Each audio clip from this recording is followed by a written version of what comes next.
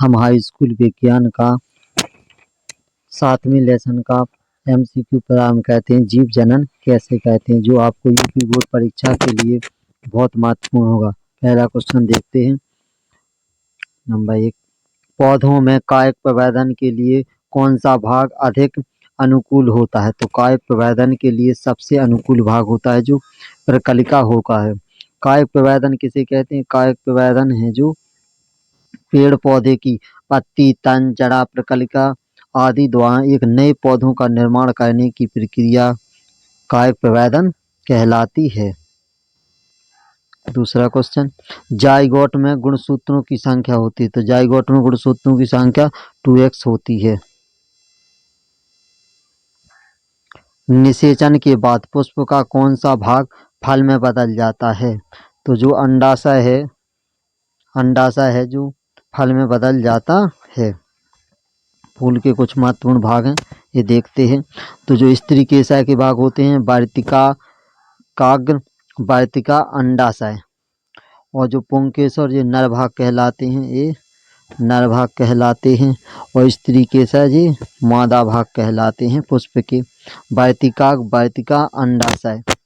और नर भाग में है तंतु, परागकोश, परागकोश के अंदर पाए जाते हैं पराग कण। ये पराग कण पाए जाते हैं इसमें क्या पाए जाते हैं? पराग कण। पुंकेसर में होते हैं। तो पुंकेसर में पुंकेसर क्या है? ये मादा नर भाग होता है। इसे यह नर भाग होता है, पुष्प का नर भाग होता है। पुष्प का नर भाग होता है। इसमें परागकोश और तंतु दोनों होते हैं। इसमें चित्र देख लेते हैं। परागकोश है, तंतु है, दलपुंज है। ये पुंकेसर भाग होते हैं, नर भाग कहलाते हैं, पुष्प के नर भाग कहलाते हैं। ये पुष्प का अंडाशय होता है। अंडाशय के बाद पुष्पासन, अंडाशय, वार्तिकाग्र। पुष्पासन, अंडाशय, वार्तिका ये स्त्री भाग होते हैं। और नर भाग में पुंकेसर, परागकोश, इसके अंदर पाए जाते छोटे छोटे पराग कण। 5वां क्वेश्चन, द्विनिषेचन विशेष लक्षण है। द्विनिषेचन का विशेष लक्षण क्या होता है? आवृतबीजी पादपों में होता है। द्विनिषेचित काय में होता है? जो आवृतबीजी पादप होते हैं, पादपों में द्विनिषेचित होते हैं। छठा, एकल पौधे से अनेक पौधे संक्रमण मुक्त परिस्थितियां उत्पन्न करने की तकनीकी कहलाती है। तो जो ऊतक संवर्धन है, ये तकनीकी अनेक पौधे संक्रमण मुक्त परिस्थितियों में उत्पन्न करने की तकनीकी कहलाती है।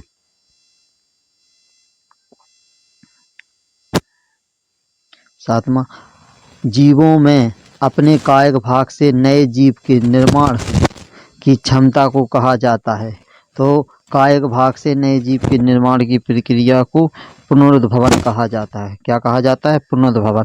और जो मुकुलन होता है, ये किस में होता है? ईस्ट में होता है। मुकुलन किस में होता है?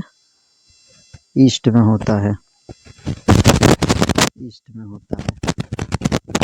ईस्ट में होता है। ईस्ट में होता है। और खंडन होता है, ये होता है स्पाइरोगाइरा। स्पाइरोगाइरा में खंडन होता है। और फिर खंडन पुनरुद्भवन का निर्माण की एक प्रक्रिया होती है। और पुनरुद्भवन हाइड्रा में होता है। किसमें होता है? हाइड्रा में। पुनरुद्भवन हाइड्रा में होता है।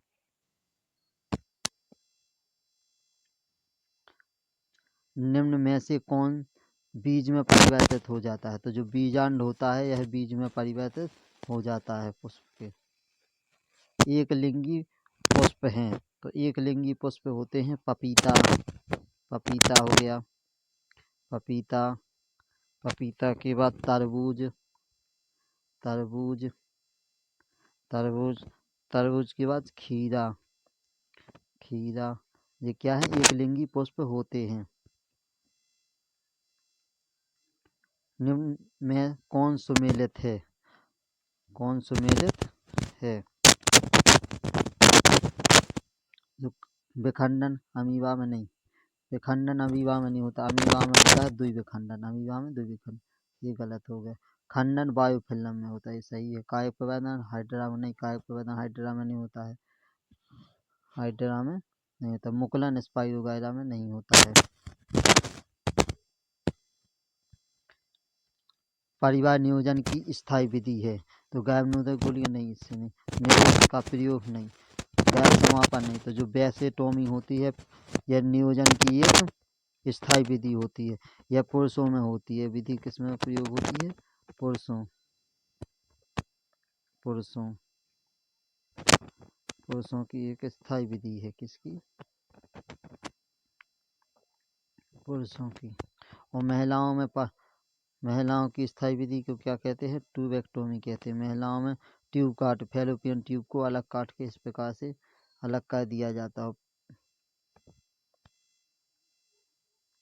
अलैंगिक जनन मुकुलन होता है, तो जो मुकुलन है किसमें होता है, मुकुलन, मुकुलन होता है बी, ईस्ट में। किसमें होता है, ईस्ट में। और प्लाज्मोडियम बहुविखंडन, इसमें क्या होता है, बहुविखंडन, बहुविखंडन, बहुविखंडन होता है। अमीबा में द्विविखंडन होता है, क्या होता है, द्विविखंडन होता है, द्विविखंडन होता है। और लिस्मानिया में भी द्विविखंडन होता है। तो अपना आंसर हो जाएगा इसका ईस्ट, ठीक हो जाएगा आंसर, ईस्ट ठीक हो जाएगा, ईस्ट हो जाएगा ठीक।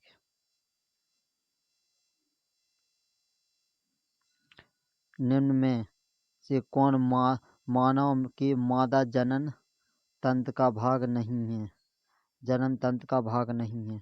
तो मादा जनन तंत्र क्या होते हैं देखते हैं थोड़ा। तो मादा जनन तंत्र में सबसे पहले देखते हैं योनि, योनि, योनि, इसके बाद ग्रीवा, ग्रीवा के बाद यहाँ पर अंडाशय होता है, ये होता है फैलोपियन नलिका। यहाँ पर क्या निषेचन होता है, फैलोपियन नलिका में क्या होता है, निषेचन। निषेचन कहाँ पर होता है, निषेचन, निषेचन होता है फैलोपियन नलिका में होता है। अंडाशय में अंडाणुओं का निर्माण होता है। अब इसमें अंडाशय हो जाएगा, गर्भाशय हो जाएगा, डिम्बाशय हो गया, शुक्रा नहीं पूछ रहा है, नहीं हो जाएगा इसका शुक्रवाहिनी। पुरुष का भाग होता है, पुरुष, पुरुष का भाग होता है। पुष्प के जनन अंग हैं, पुष्प के जनन अंग कौन कौन से होते हैं, तो जो पुंकेसर और स्त्री केसर होता है पुष्प के जनन अंग होते हैं।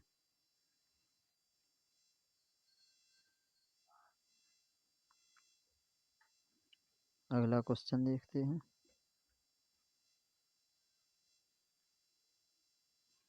निम्नलिखित में से कौन सा रोग यौन संचारित नहीं होता है, तो यौन संचारित कौन सा रोग नहीं होता है, तो सिफिलिस होता है, एड्स होता है, सिफिलिस होता है, गोनोरिया होता है, हेपेटाइटिस है, जो यौन संचारित रोग नहीं है। पराग कोश में होते हैं, तो पराग कोश में क्या पाए जाते हैं, परागकण पाए जाते हैं। ये पुष्प का नर भाग होता है, ये मादा भाग हो गया, ये पुष्पासन हो गया, ये फिलामेंट हो, ये जो निकले होते हैं इसमें परागकोश पाए जाते हैं, परागकोश पाए जाते हैं, ये परागकोश होते हैं। ये वार्तिकाग्र होता है, वार्तिका ये अंडाशय। निम्न में से कौन सा अंग पौधे में नर जननांग का प्रतिनिधित्व करता है, नर जननांग में पाया जाता है, जो पुंकेसर, पुंकेसर नर जननांग का भाग होता है।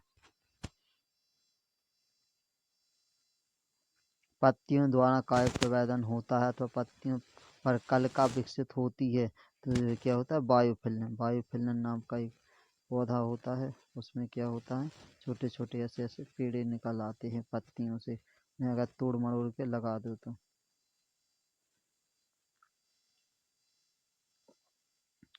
मुकुलन द्वारा प्रजनन होता है, तो मुकुलन द्वारा प्रजनन होता है हाइड्रा में। किसमें? हाइड्रा। हाइड्रा में मुकुलन द्वारा प्रजनन होता है। इसमें छोटा सा ओभार आ जाता है, इसे बड कहा जाता है। ये आगे चल के संतति कोशिका से अलग हो जाता है और एक नए जीव का निर्माण हो जाता है। निम्न में से किस पौधे में पुष्प एक लिंगी होते हैं? तो एक लिंगी पुष्प किन पौधों में होते हैं? तो इससे पहले भी देख सकते थे, जो पपीता है उसे एक लिंगी पुष्प होते हैं। मादा जनन तंत्र में के किस भाग में कॉपर-टी का प्रयोग किया जाता है? तो कॉपर-टी का है गर्भ को रोकने की एक अस्थायी विधि है। कैसी है? अस्थायी विधि है। इसे काश में गर्भाशय में स्थापित किया जाता है, जिससे गर्भ धारण नहीं हो पाता है। ये देखते हैं, ये योनि, ग्रीवा, गर्भाशय, कहाँ पर गर्भाशय में क्या लगाते हैं? कॉपर-टी का प्रयोग करते हैं।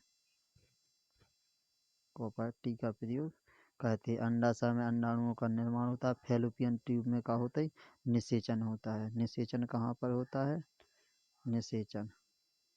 निषेचन होता है फैलोपियन ट्यूब में।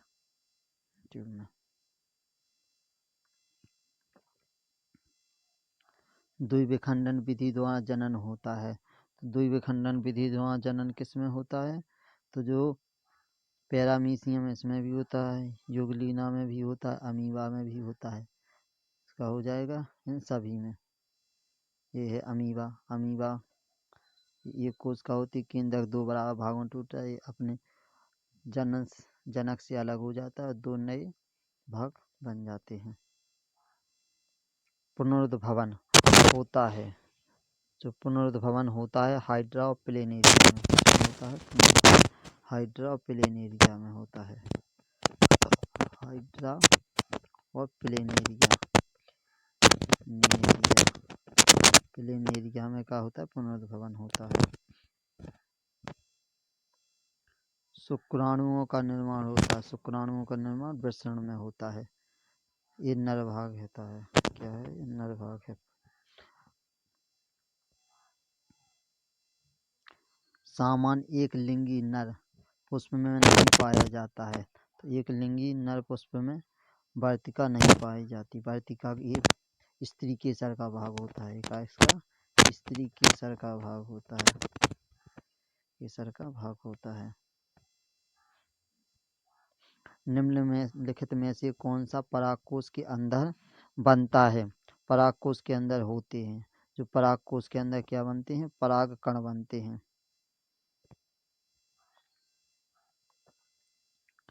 पुष्प का जनन अंग है। पुष्प का जनन अंग क्या होता है? तो जो पुष्प का जनन अंग जायांग होता है, जो पुष्प का जनन अंग होता है। मानव में लिंग गुणसूत्रों की संख्या होती है। जो लिंग गुणसूत्र होते हैं ये दो होते हैं। एक होते हैं दो, एक तो XX होता है और दूसरा X और Y होते हैं। और मनुष्य में गुणसूत्रों की संख्या कितनी होती है, आप हमें कमेंट बॉक्स में कमेंट करके अवश्य बताएं। जय हिंद, जय भारत।